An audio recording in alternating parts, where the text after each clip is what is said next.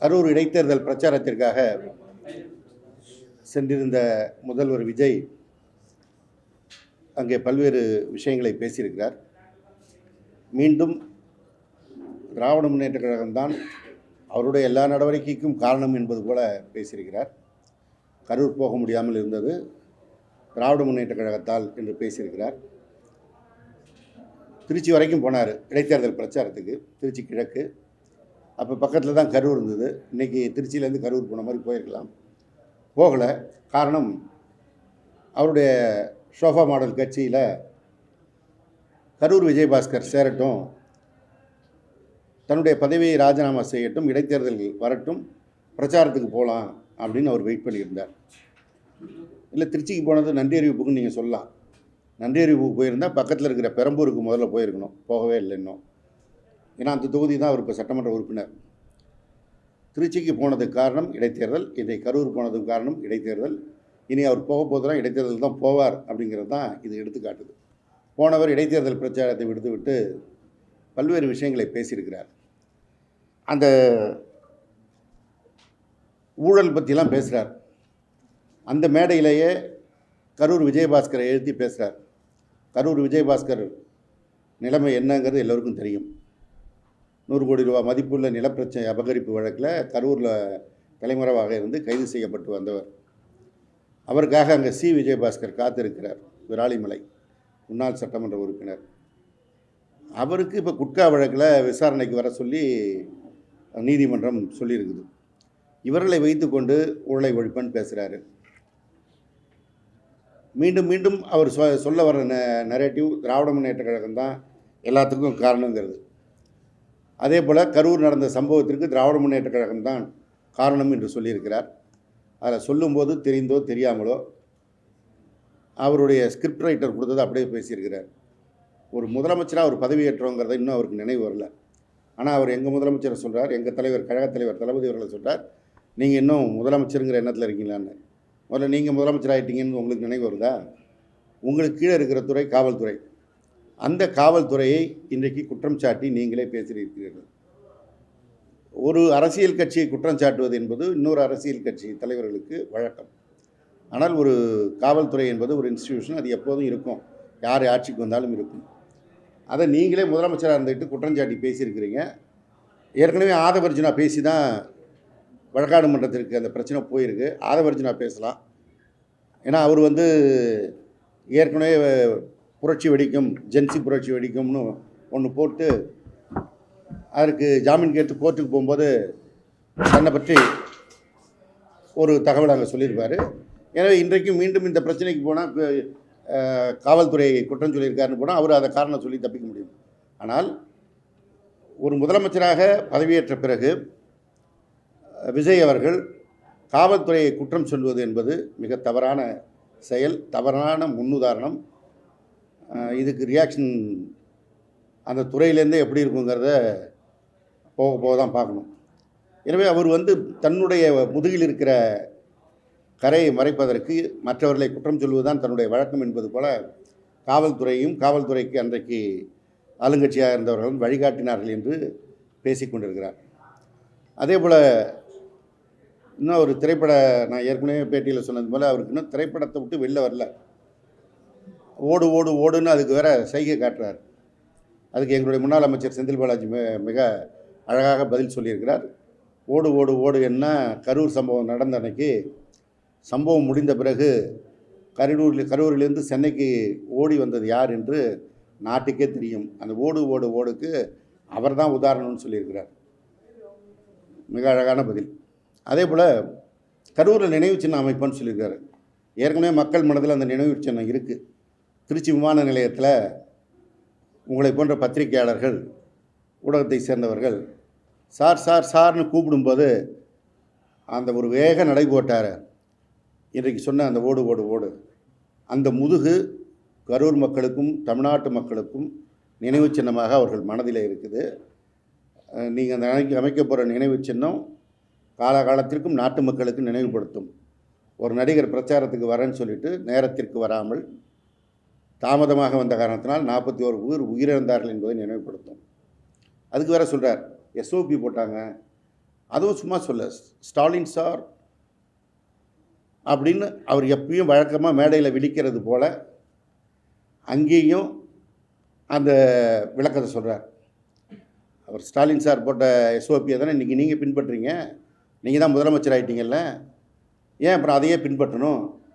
அதை பின்பற்றினாதான் எந்த பிரச்சனையும் இல்லாமல், உயிரிழப்பு இல்லாமல் இந்த கூட்டங்களை நடத்த முடியுங்கிறத இப்போ நீங்கள் உணர்ந்துக்கிட்டு இருக்கீங்க.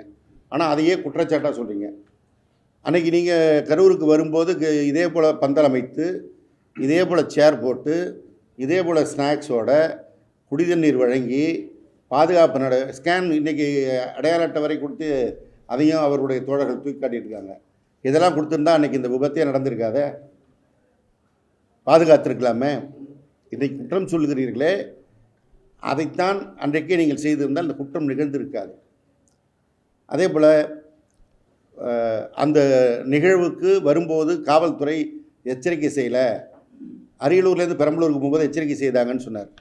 அரியலூருக்குலேருந்து பெரம்பலூருக்கு போகிறதுக்கு ஏன் காலதாமதம் ஆச்சுன்னா எனக்கு தெரியும். நான் அரியலூர் மாவட்ட செயலாளர். அரியலூருக்கு உள்ளே வர்றதுக்கு முன்னாடியே பைபாஸ் ரோடில் காரை நிறுத்திக்கிட்டு பஸ் ஸ்டாண்டில் கூட்டம் சேர்ந்து வருவதற்காக தாமதப்படுத்தி நீங்கள் வந்தீங்க. அதனால தான் தாமதம் ஆச்சு. கரூரில் போகும்போது உங்களை முன்னாடியே நிறுத்த சொல்லி காவல்துறையில் சொல்லியிருக்கிறாங்க. அது காவல்துறை விசாரணை சிபிஐலேயும் சொல்லியிருக்கிறாங்க. நாங்கள் முன்னாடியே அவருடைய வாகனத்தை நிறுத்தி பிரச்சாரம் பண்ண சொன்னோம்னு. ஆனால் எங்களுடைய திரைப்பட யூனிட் அங்கே உள்ள கேமராவோட காத்திருக்குன்னு நீங்கள் உள்ளே போனீங்க. போனதுக்கு காரணம் நீங்களும் உங்கள் திரைப்பட யூனிட்டும் தான். அதனால்தான் இந்த விபத்து நிகழ்ந்தது என்பது பட்டவர்த்தனமாக எல்லோருக்கும் தெரிந்த செய்தி. ஆனால் அதை இன்றைக்கி மறைப்பதற்கு காவல்துறை நான் அலர்ட் செய்யலை அப்படின்னு சொல்லிங்க. இன்றைக்கி டயத்துக்கு போனீங்கல்ல கரூருக்கு, என்ன சொன்ன டைமோ அந்த டயத்துக்கு போனீங்கல்ல, அன்றைக்கு அந்த டயத்துக்கு போயிருந்தீங்கனாலும் இந்த பிரச்சனை நிகழ்ந்திருக்காது.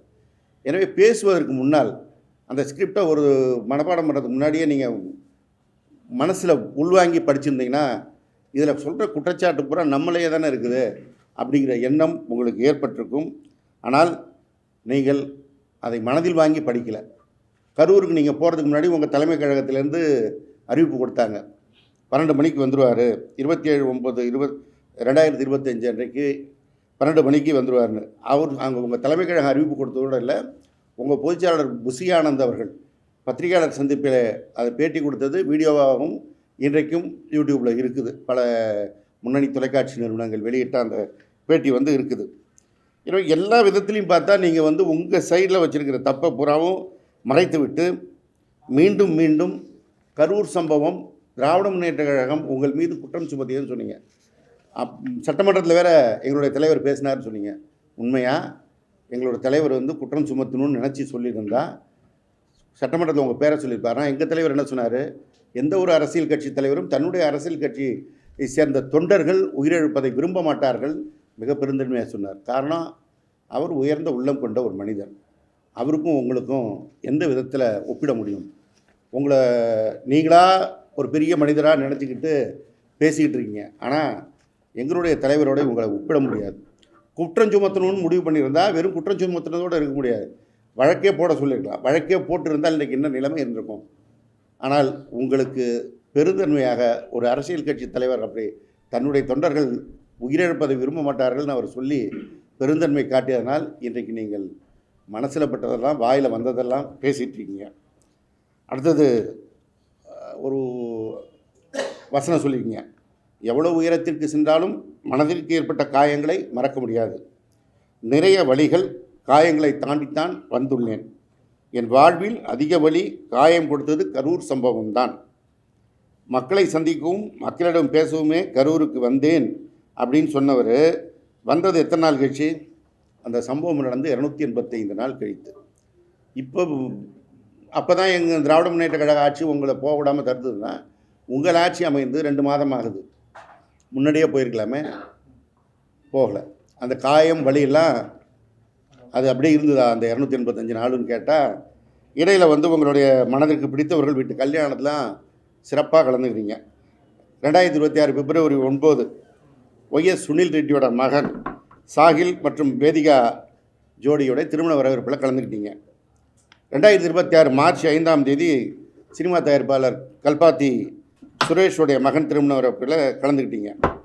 அப்புறம் டிசம்பர் 27 உங்களுடைய திரைப்படமான ஜனநாயகனுடைய திரைப்பட இசை வெளியீட்டு விழா மலேசியாவில் நடந்தபோது போய் கலந்து கொண்டு மிகுந்த மகிழ்ச்சியோடு நடனமும் ஆடினீர்கள். ஆனால் உங்களுக்கு மனதிலே வலியும் காயமும் கரூர் போகிற வரைக்கும் இருந்ததுன்னு சொல்கிறீங்க. அப்புறம் உங்கள் பிறந்த நாளை மிக சிறப்பாக கொண்டாடினீங்க. இதெல்லாம் செஞ்சுக்கிட்டு எனக்கு மனதில் வலி இருந்தது, காயம் இருந்தது, நான் கரூர் வந்து தான் இதெல்லாம் ஆற்றிக்கிறேன்னு சொல்கிறது ரொம்ப டீ ஆத்துறீங்கன்னு மக்களுக்கு தெரியும். ஒரு முதலமைச்சராக வந்த ஒருபாடு முதலமைச்சருக்கான தகுதியோடு பேசுவதை விடுத்து மற்றதெல்லாம் பேசுகிறீங்க. உங்கள் ஆட்சி அமைந்த பிறகு என்னென்ன செஞ்சுருக்கோன்னு ஒரு சில திட்டங்களை அப்படி மேலோட்டமாக அப்படி போயிட்டே இருந்தீங்க. பெண்கள் பாதுகாப்பை தானே வந்து திராவிட முன்னேற்ற கழக ஆட்சியில் நீங்கள் மிகப்பெரிய குற்றமாக சுமத்தினீர்கள்.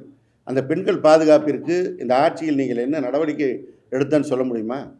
சொன்னால் உங்கள் கட்சி ஸ்ரீவைகுண்டம் எம்எல்ஏ விஜய் சரவணன் அவருடைய வழக்கே உங்களுக்கு பதில் சொல்ல வேண்டிய இடத்திற்கு வரும்.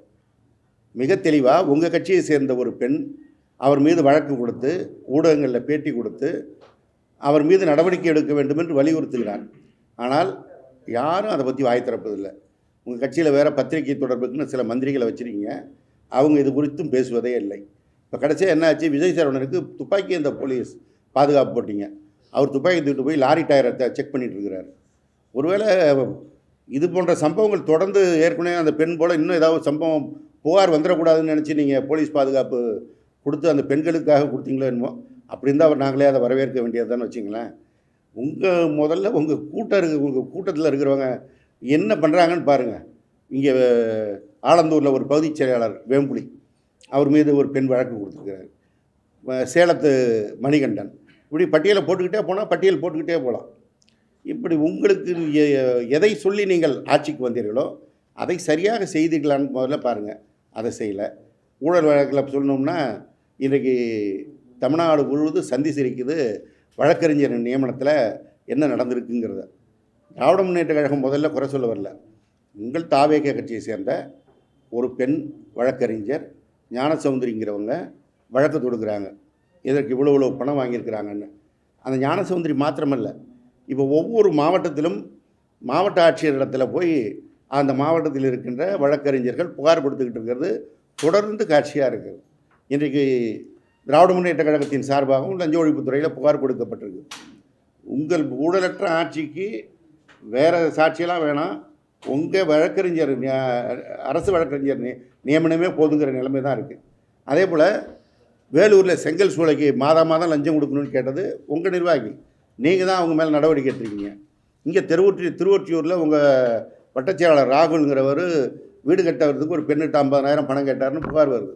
இப்படி உங்களுடைய நிர்வாகிகள் எல்லா இடங்களிலும் ஊழல் குற்றச்சாட்டுகளோடு இன்றைக்கு பொதுவெளியில் வந்து அம்பலப்பட்டு நிற்கின்ற அந்த காட்சி.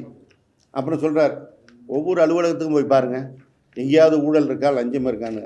அது அரசு அலுவலகம்லாம் விடுங்க, பனையூர் கட்சி ஆஃபீஸில் அந்த சனிக்கிழமை நின்னாலே போதும்.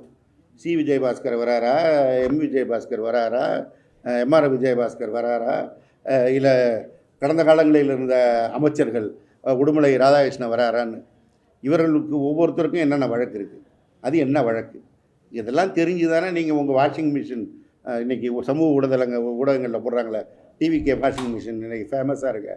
அதையும் அவரே சொல்கிறார் வாஷிங் மிஷின் கதையை. இந்த வாஷிங் மிஷினில் போட்டு நீங்கள் வெளுத்து கொண்டு வர கதையை இன்றைக்கு நாடே பேசி கொண்டு இருக்கிறது. எனவே இந்த ஊழல், பெண்கள் பாதுகாப்பு, இதெல்லாம் நீங்கள் பேசுவதற்கும் உங்கள் ஆட்சிக்கும் எந்த விதத்திலும் தொடர்பில்லாமல் இருக்குது. சினிமா படத்து வசனம் பேசுவதையே தொடர்ந்து பேசுவதை விடுத்துவிட்டு நடைமுறை அரசு நடத்த வேண்டிய அந்த நிதானத்துக்கு நீங்கள் வரணும். ஏன்னா இன்றைக்கு அரசு எப்படி நடந்துக்கிட்டு இருக்குங்கிறது நாட்டு மக்களுக்கே தினம் போராட்டம் செய்து கொண்டிருக்கிறார்கள். நேற்றைய வரைக்கும் மின்சார பிரச்சனைக்காக போராடுவது தொடர்ந்து கொண்டிருக்கிறது. நேற்றைக்கு கூட செய்தி வந்திருக்குது, முதலமைச்சர் பயணிக்கின்ற பாதையில் ஈசிஆரில் கரண்ட் தொடர்ந்து இல்லாமல் இருந்து பொதுமக்கள் சாலையில் வந்து மறியல் செய்திருக்கிறார்கள். தேனாம்பேட்டையில் 13 மணி நேரம் மின் தட்டுப்பாடு இருந்து பொதுமக்கள் அவதிக்குள்ளாகி வந்து பிரச்சனை பண்ணியிருக்காங்க. இப்படி ஒவ்வொரு விஷயம், அது மின்துறையாக இருந்தாலும் மற்ற துறைகளாக இருந்தாலும் போக்குவரத்து துறைகளை வந்து இன்றைக்கு மக்கள் பயணிக்கின்ற அந்த விடியல் பயண பேருந்துகள் குறைக்கப்பட்டிருக்கிறது. விடியல் பேருந்துங்கிறதுல அந்த பேருந்து முதல்வன்னாலும் பிடிக்கல, விடியல்னாலும் பிடிக்கல, நான் முதல்வன் இருந்தால் அதில் என்ன உங்களுக்கு எங்கள் கழகத் தலைவர் தளபதி ஞாபகம் தான் வரும் போட்டிருக்கோம். முதல்வர்னாலே அவர் முகம்தான் இவருக்கு விஜய்க்கு ஞாபகம் வர மாட்டேங்குது. அந்த முதல்வர் எடுத்துட்டார். விடியல் பயணம்னோடனே விடியலை எடுத்துகிட்டு மகளிர் பயணம். இப்படியே போயிட்டே இருந்தால் நீங்கள் ஒரு கட்டத்தில் தமிழ்நாடு அரசு கூட அண்ணா பேர் வச்சார், அதை மாற்றிடலான்னு வந்துடுவீங்கன்னு அந்த இடத்துக்கு தான் வந்து நிற்பீங்கன்னு நினைக்கிறேன். எனவே மாண்புமிகு முதலமைச்சர் மிஸ்டர் விஜய், உங்கள் ஸ்டைலில் சொன்னால் ப்ரோ விஜய் ப்ரோ, இல்லை சொன்னால் எங்கள் தலைவரை கூப்பிட்ட மாதிரி விஜய் சார், எப்படி சொன்னாலும் சொல்கிறேன். இடைத்தேர்தல் பிரச்சாரத்துக்கு போயிட்டு நேராக ஓட்டை கேட்டு வந்துடுங்க. அங்கே வந்து தேவையற்ற வசனங்கள்லாம் பேசிகிட்டு இருக்க வேணாம். ஒவ்வொரு வசனத்திற்கும் நீங்கள் பேசியதற்கு நாங்கள் பதில் சொல்லணும்னா மிக கடுமையாகத்தான் இருக்கும். ஒரு ஆட்சி அமைந்தால் அந்த ஆட்சி மக்களுக்கான ஆட்சியாக இருக்கணும், தன்னுடைய கட்சிக்கான ஆட்சியாக இருக்கக்கூடாது. நீங்கள் வந்து அந்த 118 தொகுதி கூட வர முடியாமல் 108 வந்தீங்க, அதில் 107 தான் இருக்கிறது. அந்த வாக்களித்த மக்களுக்கு அவங்க மகிழ்ச்சி அடைவதற்காகத்தான் நீங்கள் போய் ஒவ்வொரு இடத்துலையும் பேசிகிட்டு இருக்கீங்க. அந்த வைப் பண்ணால் போதும், அவங்க வந்து பார்த்து மகிழ்ச்சியாக நமக்கு ஆதரவாக தொடர்வாங்கன்னு நினைப்பீங்க. மீதி வாக்களிக்காத 65% மக்கள் தமிழ்நாட்டில் தான் இருக்காங்க. எங்கள் தலைவர் முதலமைச்சராக பொறுப்பேற்கும் போது சொன்னார், வாக்களித்தவர்களுக்கும் வாக்களிக்காதவர்களுக்கும் சேர்த்து தான் முதலமைச்சர் என்ற பதவி, அவர்களையும் அரவணைத்து அவர்களுக்கான பணியை செய்வேன்னு சொன்னார். ஆனால் நீங்கள் அதற்கு இன்னும் உங்களை தயார்படுத்தி கொள்ளவில்லை. இன்னும் நீங்கள் முதலமைச்சராக மனதளவில் மக்களுக்கான பிரச்சனைகளை தீர்த்து வைப்பதற்கு முன்வரவில்லை. இன்னும் தாவேகா கட்சி தலைவராக மேடையில் ஏறிட்டால் அந்த பிரச்சார மோடுக்கு போயிட்டு அந்த வசனத்தெல்லாம் சினிமாவில் வர்ற மாதிரி வேகமாக வீராவேசமாக பேசிட்டா அதுவே உண்மையாயிடும்னு நினச்சிட்ருங்க. மக்கள் எல்லா நேரத்திலும் ஒரே மாதிரி இருக்க மாட்டாங்க. நீங்கள் முன்னாடி பேசும்போது வெறும் அகப்பை எப்படி வேணாலும் சுற்றுனீங்க. இப்போ அப்படி இல்லை, நீங்கள் சுற்றுற அகப்பையில் அதிகாரம் இருக்கிறது. ரொம்ப சுற்றுனீங்கன்னா அதிகாரம் கீழே வெளியில் வந்து விழுந்துடும். அதனால் பேசும்பொழுது நிதானத்தோடு முதலமைச்சர் என்ற பதவிக்கான நாகரிகத்தோடு நீங்கள் பேச வேண்டும். அதோடு இந்த சோஃபா மாடல் வேலைகளை நிறுத்தி கொண்டு மக்களுக்கான பணிகளை தொடர வேண்டும் என்று இந்த நேரத்தில் நான் தெரிவித்துக் கொள்கிறேன். சார், முதலமைச்சர் விஜயோடைய பேச்சு இன்னைக்கு அரசு பள்ளி ஒன்றில் காணொலி மூலமாக காட்டப்பட்டுச்சு. தொடர்ந்து பள்ளி கல்வித்துறையில் மாணவிகள் இது மூலமாக ஒரு அசௌகரியமான ஒரு சூழ்நிலை சந்திக்கிறது ஒரு தொடர்கதையாக இருக்கும். இதை பற்றி உங்களோட கருத்து? இல்லை, ஏற்கனவே இந்த புகார் பெரிய அளவில் வெடித்து அதுக்கு இன்றைக்கி தான் கரெக்டாக பள்ளிக்கல்வித்துறை அமைச்சரும் சொல்கிறாரு, நாங்கள் இனிமேட்டு அதுபோல் செய்ய மாட்டோம் என்று அறிவுரையை வழங்குகிறோம்னு சொன்ன பிறகும் இன்றைக்கு முதலமைச்சருடைய அரசு பேச்சு இல்லை, அது அவருடைய கட்சி பொதுக்கூட்ட பிரச்சார மேடை, இடைத்தேர்தல் பிரச்சாரம் என்ன சொல்லப்போனால் அந்த பிரச்சாரத்தை பள்ளி மாணவர்களுக்கு கொண்டு போய் சேர்க்கணும்னு நினைக்கிறாங்கன்னா அவங்களுடைய மனநிலைமை எப்படி இருக்குங்கிறது தான் நம்ம புரிஞ்சுக்கணும். அவர்கள் மாணவர்கள் எப்படி தேர்தலின் போது குழந்தைகளை உங்கள் பெற்றோர்கிட்ட சொல்லுங்கள், அழுது ஓட்டு கேளுங்கன்னு சொன்னாரோ அதே மனநிலைமையில் இப்போவும் எதிர்கால தலைமுறையை அரசியல் மயப்படுத்த கூட தன்னுடைய அரசியல் படுத்த நினைக்கிறார். அது மாதிரி காவிரி பிரச்சனையில திமுக துரோகம் செஞ்சிருக்கீங்க அப்படின்னு சொல்லிட்டு அமைச்சர் நிர்மல்குமார் பேசியிருக்காரு. இந்த காவிரி பிரச்சனையை பற்றி நிர்மல்குமாராக இருக்கட்டும் இல்லை முதலமைச்சர் விஜயாக இருக்கட்டும், அவங்களுக்கு தெளிவாக பேச தெரியும்னா ஒரு 2 நிமிஷம் கையில் பேப்பர் இல்லாமல் எங்களுடைய நீர்வளத்துறை அமைச்சராக இந்த மாண்புமிகு துரைமுருகன் பேசுவார்ல, அதில் இருக்க விவரங்களை பேச சொல்லுங்கள், நாங்கள் பதில் சொல்ல தயாராக இருக்கோம். மேகதாது அணை குறித்து கடந்த திமுக அரசு வழக்கு ஒழுங்காக நடத்தலை, நாங்கள் எங்கே பேசணுமோ அங்கே பேசிக்கிறேன்னு சொல்லி நீங்கள் எங்கே பேசுவார்? எங்கேயுமே பேசுறது இல்லையே, பேச வேண்டிய இடங்களில் பேசுவதே இல்லை. பிரதமரை பார்க்க போனால் 2 நிமிஷத்தில் வெளில வராரு. சட்டமன்றத்தில் வந்தால் அங்கே கேள்வி கேட்கும்போது பேசுவதில்லை, தன்னுடைய பதிலுரையின் போது தான் பதில் சொல்கிறாரு. இப்போ பொதுக்கூட்ட மேடைகளில் மட்டும்தான் அவர் வீராவாசமாக பேசுகிறாரு. இதில் வேறு அவர் சட்டமன்றத்தில் திமுக வெளிநடப்பு செய்த ஒரு விமர்சனம் வேறு வச்சுருந்தார். கதவுளையெல்லாம் இழுத்து சாத்தி விட்டு தான் பேச வேண்டும் போடுறேன்னு. ஒரு சட்டமன்ற ஜனநாயக மரபு தெரியாமல் ஒரு முதலமைச்சராக அவர் இருக்கிறாருங்கிறது தான் சங்கடம். தெரியாமல் முதலமைச்சராக வந்துருக்கலாம், அது தவறு இல்லை.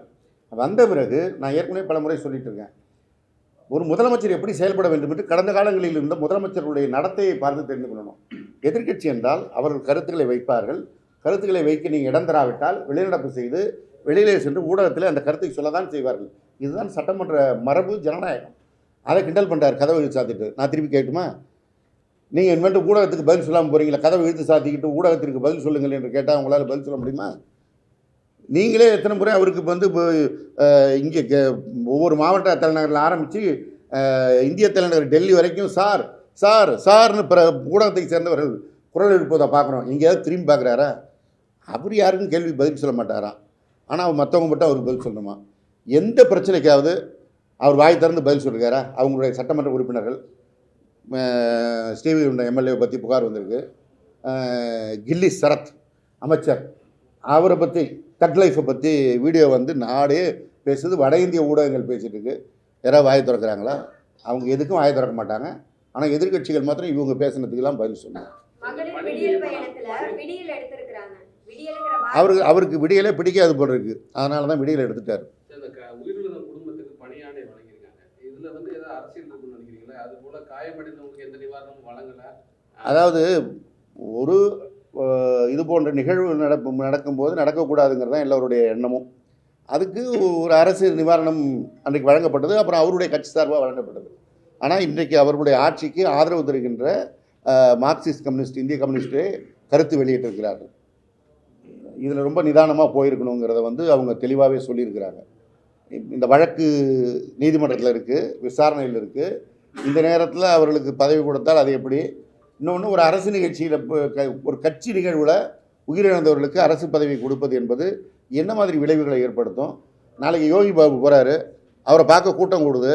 கூட்டம் கூடுற இடத்துல ஏதாவது ஒன்று நடந்துச்சுன்னா அதுக்கு அரசு சார்பாக இவர் செஞ்சுருவாரா? பல பேரிடர்களில் உயிரிழப்பு நடந்திருக்கு. இப்போ கூட அமோனியா வாயு கசிவில் கூட உயிரிழப்பு நடந்திருக்கு. ஒரு பேரிடராக தான் பார்க்கப்படுது. ஆமாம், அந்த மாதிரி இதில் வந்து எந்த இழப்பீடும் அரசு பதவி பணி அதை தான் இவர் வந்து ஆட்சியை தன்னுதுன்னு நினச்சிக்கிட்டார். இது வந்து தமிழக அரசு நினைக்கல, தமிழக வெற்றி கழகம்னு நினச்சிக்கிட்டு வேலை கொடுக்கலான்னு நினச்சிக்கிட்டு இருக்கிறாரு போல இருக்கு. இது ஒரு தவறான முன்னுதாரணமாக தான். இப்போ என்ன சொல்றாருன்னா, எப்படி சம்பவம் நடந்த உடனே அப்போது இருந்த அமைச்சர் செந்தில் பாலாஜி வந்து லைவ் கேமராவோட போனாரு. நைட்டோட நைட்டா அப்போதைய முதலமைச்சர் மு.க. ஸ்டாலின் வந்து கரூருக்கு போறாரு. இதுல ஏதோ சதி இருக்கு அப்படின்னு சொல்றாரு. அதாவது கரூர் சட்டமன்ற உறுப்பினர் செந்தில் பாலாஜி ஒரு சட்டமன்ற உறுப்பினர், அவங்களுடைய பகுதியில் இது போன்று ஒரு நிகழ்வு நடந்தால் உடனே போய் நிற்கிறது எல்லோருக்குமான வழக்கம். அதுதான் முறை, மனிதாபிமானம். அவர் போய் நின்னார். அவர் மட்டும் போல, இன்றைக்கி சோபா மாடல் கட்சியில் சேர்ந்திருக்க எம்ஆர் விஜயபாஸ்கரும் அங்கே இருந்தார். அது எல்லா ஊடகத்துலேயும் வந்திருக்கு. அப்போ அந்த விஜயபாஸ்கரை நீங்கள் குற்றம் சொல்லலையே. சரி, முதலமைச்சரை சொல்கிறார் எவ்வளோ வேகமாக போனார்னு. விஜய் என்ன வேகமாக வந்தாரோ, அங்கே இருக்கிற தனது கட்சிக்காரர்கள் பாதிக்கப்பட்ட நேரத்தில் அவர்களை இருந்து பார்க்காமல், அவர்களுக்கான உதவி செய்யாமல் எப்படி என்ன வேகத்தில் வந்தாரோ, தன்னுடைய ஆட்சியின் கீழ் இருக்கிற பொதுமக்களுக்கு ஒரு பாதிப்பு பண்ணோன்னே முதலமைச்சர் என்கின்ற அந்த பொறுப்புணர்வோடு தான் எங்கள் தலைவர் அன்றைக்கு அங்கே போனார். அங்கே மாத்திரமல்ல, எங்கே மக்கள் பாதிக்கப்படுறாங்களோ போய் பார்ப்பதும் அவர்களுக்கு உதவி செய்வதும் ஒரு ஆட்சியாளருடைய மரபு வழக்கம். சென்னையில வந்து பாலம் கட்டினது 2 மடங்கு வந்து நிதி ஒதுக்கி இருக்கு திமுக. மற்றும் வந்து பல வர தோண்ட நிறைய மறைந்த ஜெயலலிதா அவர்கள் வந்து இதே போல மேம்பாலத்திற்காக பல்வேறு வழக்குகளை தொடுத்தார்கள். அந்த வழக்கில் சார்ஜ் ஷீட் கூட போட முடியாமல் போச்சு. வாயில் வந்ததை யார் வேணாலும் பேசிடலாம், ஆனால் நிரூபிக்க வரணும். நீங்கள் போடுறீங்கல்ல கேஸ்லாம், இதெல்லாம் நிரூபிக்க முடியுமா? இன்றைக்கி பேசிட்டு போயிட்டார், அடுத்த இடைத்தேர்தல் போகும்போது வேறு பேசுவார் பாருங்க. ஸ்கிரிப்ட் மாறிடும். அவருடைய ஸ்கிரிப்டு அந்தந்த மேடைக்கு ஒரு சூடு கிளப்புறதுக்கு தான். கத்தி படத்துக்கு ஒரு வசனம், துப்பாக்கி படத்துக்கு ஒரு வசனம் மாதிரி தான் ஒவ்வொரு ஊருக்கும் ஒரு ஸ்கிரிப்ட். உங்களுடைய துறையில் கடந்த கால ஆட்சியில் பார்ட்டி ஃபண்ட் ஏதாவது வாங்கியிருக்கீங்க? ஏன்னா எல்லா துறைகளிலுமே பார்ட்டி ஃபண்ட் வாங்கினதா சொல்கிறாங்க. அது புதுசாக இப்போ தான் அவர் கண்டுபிடிச்சி அந்த பார்ட்டி ஃபண்டுன்னு சொல்கிறார். எது இப்போ இந்த வழக்கறிஞர்களுக்கு அவங்க புஷி ஆனந்த் வந்து வாங்கினார்னு அவங்க கட்சி வக்கீல் சொல்லியிருக்காங்களே, முதல்ல அங்கே பார்க்க சொல்லுங்கள் அடுத்தவங்களை பேசுகிறத விட. சார், கரூர் நிகழ்வு நடந்து ஒரு இடைவேளைக்கு பிறகுதான் விஜய் வந்து ஒரு விளக்கம் கொடுத்தாரு. இப்ப கூட கரூருக்கு 255 நாட்கள் எடுத்து போறான்னு சொன்னீங்க. இது எல்லா இதுலுமே திமுக மட்டும் தான் அவர் குற்றம் சொல்றாரு, தம் மேல எந்த தவறுமே இல்லைங்கிறாரு. அதை நீங்க எப்படி பாக்குறீங்க? அதாவதுங்க, அவர் தான் திரைப்பட மனப்பான்மையில் தான் இருக்கிறார். நான் ஹீரோ, நான் நல்லது மட்டும்தான் செய்வேன்.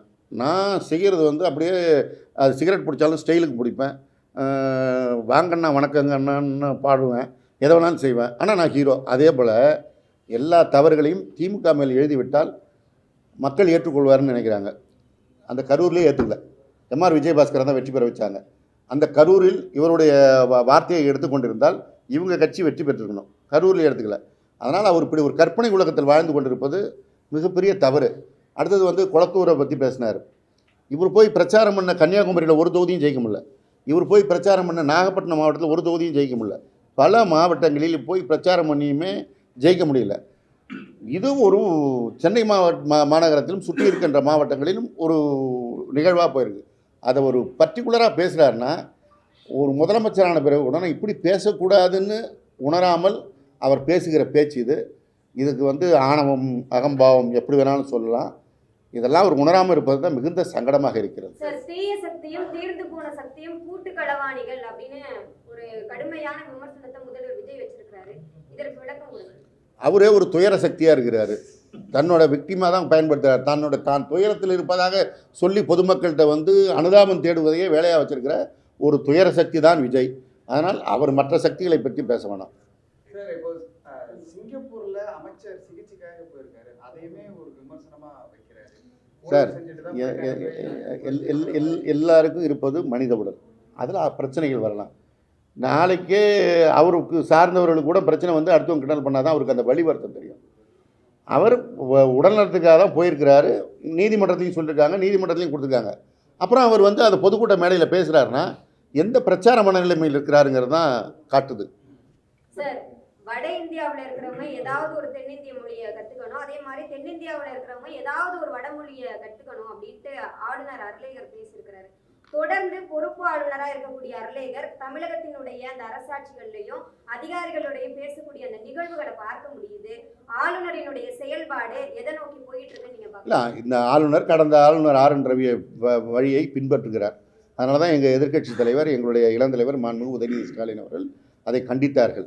என்றைக்கும் மாநில உரிமைகளை பறிக்கின்ற வகையில் ஆளுநர்கள் செயல்பட்டால் அது எந்த ஆட்சி இருந்தாலும் திராவிட முன்னேற்ற கழகம் அதை கடுமையாக எதிர்க்கும். அதை நாங்கள் தொடர்ந்து செய்வோம், எதிர்ப்போம்.